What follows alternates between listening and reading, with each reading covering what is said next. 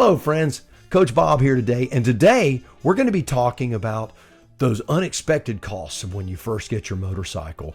What does it cost to buy all that gear? We see these guys riding around with their fancy helmets and their fancy jackets and their little riding shoes on, and it can't be that expensive.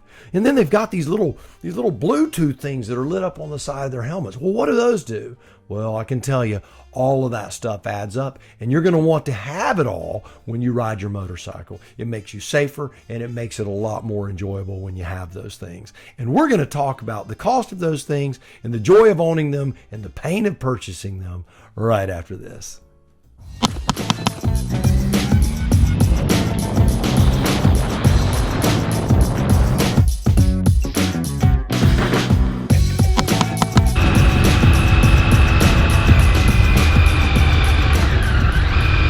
So, the hidden costs of motorcycling.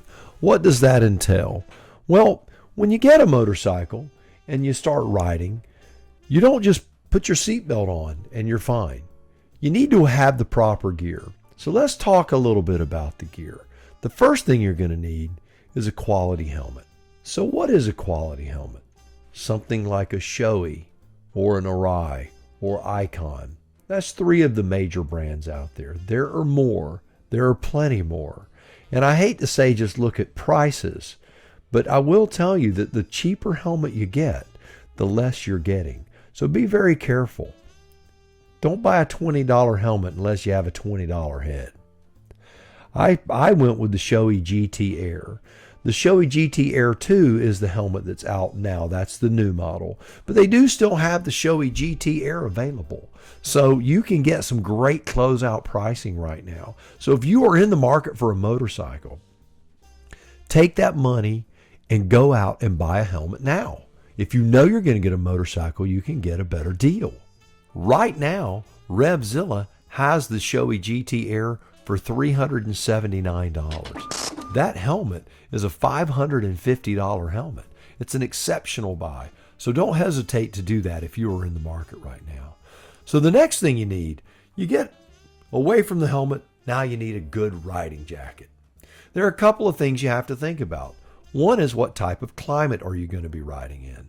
For me, I'm looking at Tallahassee, Florida. That means winter times, high 20s are normally the coldest that it's going to get here. We're going to have days where it's a little colder than that, but very, very few.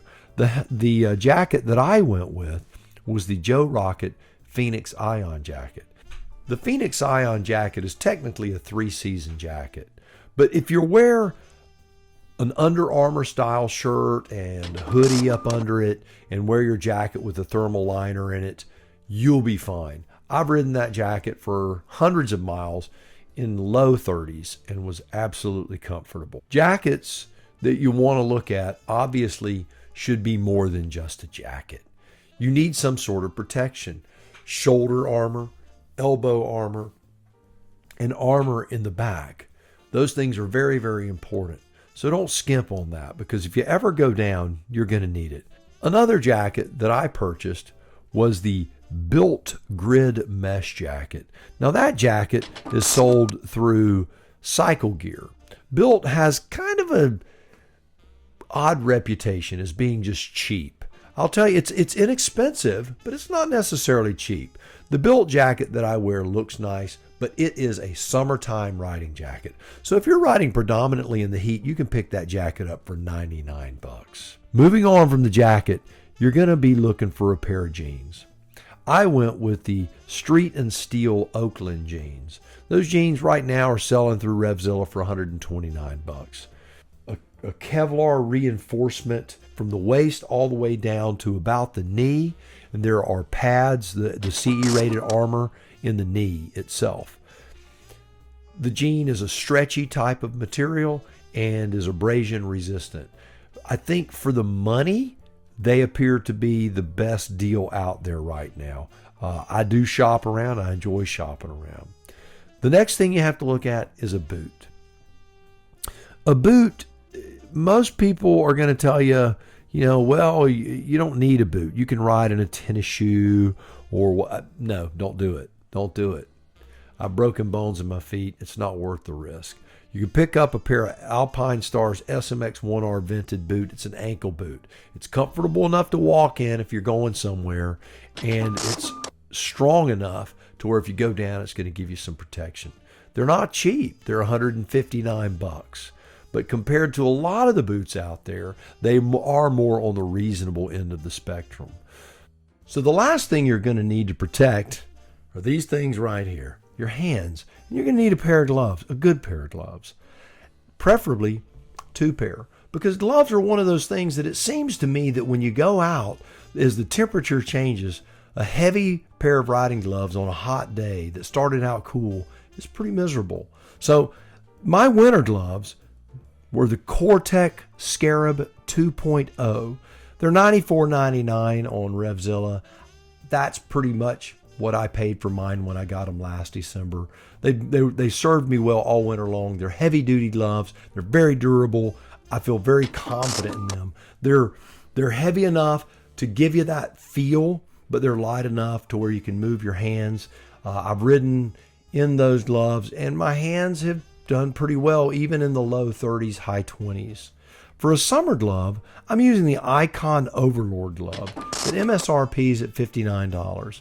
The glove, it is a glove. It's a summer glove, and it does provide a little armor. There are other gloves on the market for $20 more that I think are certainly worth that extra $20. But that being said, a nice entry summer glove, the Icon Overlord, will suit your needs just fine.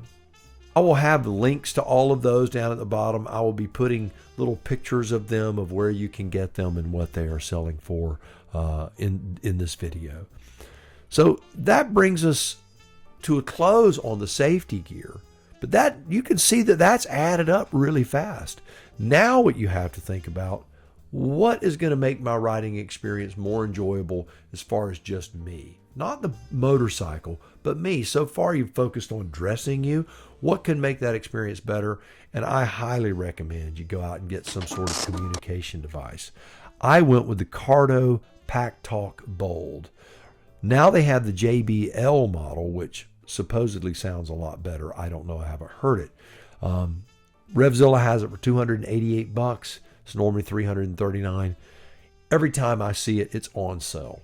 Paid $240 for mine, and so I ended up getting something at a reasonable price. But now if I want to do the JBL upgrade, I'll end up paying more than you would if you just bought the JBL model now.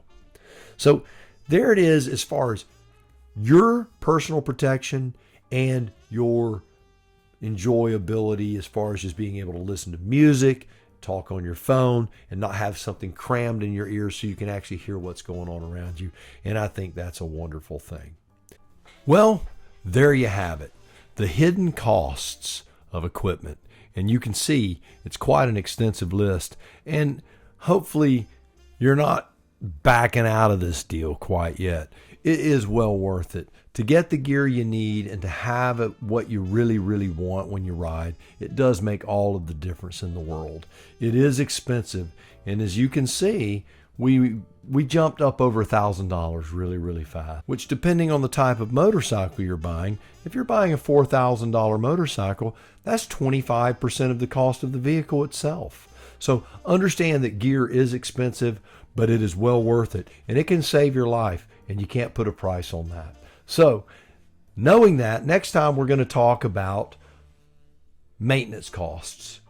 Those tires and that chain and valve adjustments and the cost of fuel in that motorcycle. Do you really get that fuel economy? Is a motorcycle really a cheap way to go?